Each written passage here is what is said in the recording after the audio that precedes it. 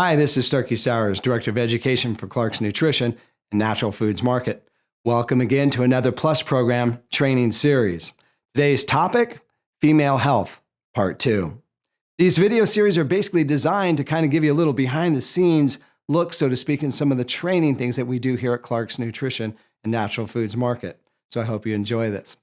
All right, so today's topic is female health, and we actually had a part 1 to this series, so in case you haven't seen the part 1, we'll give you a little bit of a review to kind of bring you up to speed. We've been talking about hormones, and we've been talking about hormone imbalances, and we've been talking about the female ovulatory system. So a lot of that seems a little complicated, but we'll simplify it real quick. First of all, what are hormones? Hormones basically are cell communicators, and what they do is they communicate messages between cells. They activate cells to do things, whether it would be growth or reproduction. And in this particular situation, the female hormone system, of course, is a cascade or a roller coaster of a bunch of different hormones working together in the ovulation system or release of an ovum or an egg for implantation in pregnancy. All right?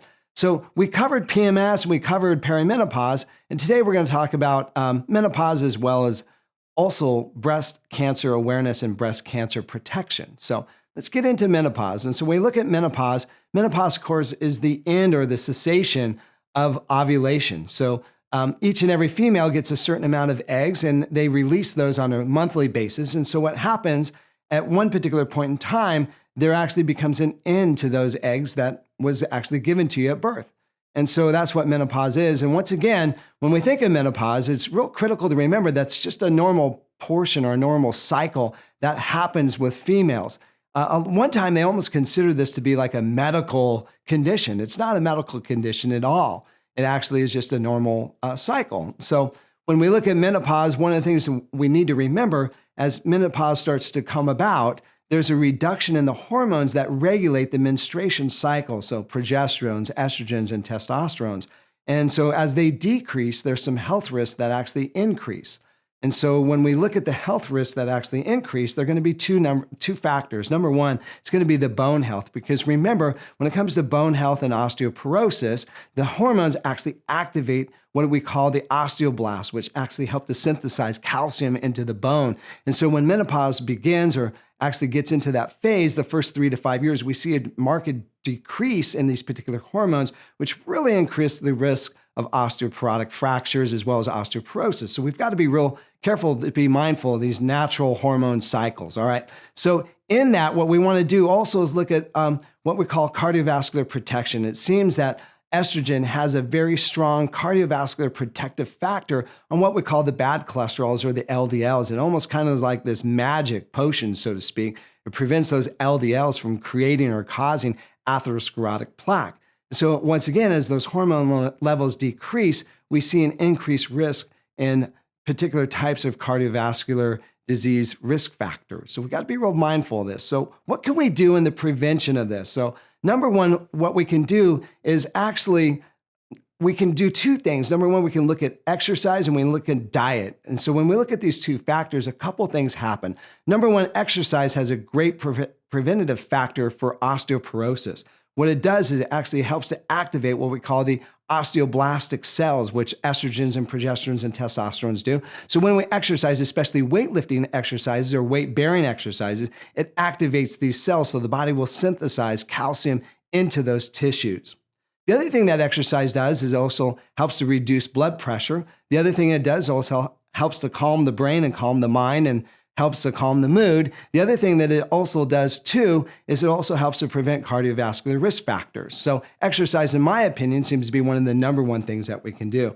Number two is diet. So when we look at the symptoms of menopause, which typically are going to be similar to perimenopause, which is forgetfulness, it's also going to be hot flashes, it's also going to be in a situation of sleep disorders, we want to actually look at some foods that might be of benefit. One of the top foods in this list is going to be soy.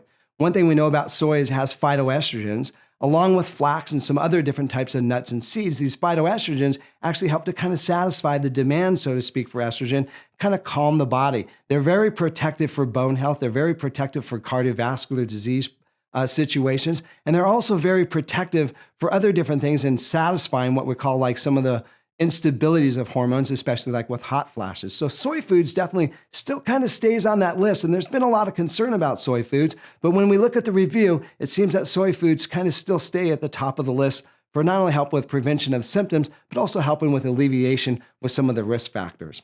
Next on the list, also we look at a thing that we call whole foods. Whole foods absolutely becomes a critical factor. The phytonutrients that are found in fruits and vegetables, and as well as fibers, kind of help to manage those hormone systems. The other thing we want to do too is maybe look at a couple nutrients that might be a benefit. So a couple different nutrients that are herbs, in my opinion, seems to be some of the most beneficial ones. Number one, black cohosh.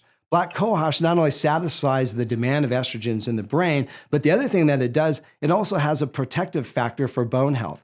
So I think black cohosh not only helps alleviate symptoms such as hot flashes, but also has some great protective benefits. I would definitely consider that to be on top of the list. The other thing is maca, as well as some other different things that would be beneficial, such as siburnolithiol, which helps to protect the adrenal glands. It seems that the adrenal glands really take on a lot of weight when it comes to the loss of hormones. What they do is they try to match up, so to speak, or help the body produce androgens, which the body can take and convert into estrogens. The actual location where this happens is actually in the body fat area. So ironically speaking, when it comes to menopause, women have a tendency to put a little bit more body fat around the abdomen as well as the hip area, and this is one of the reasons why.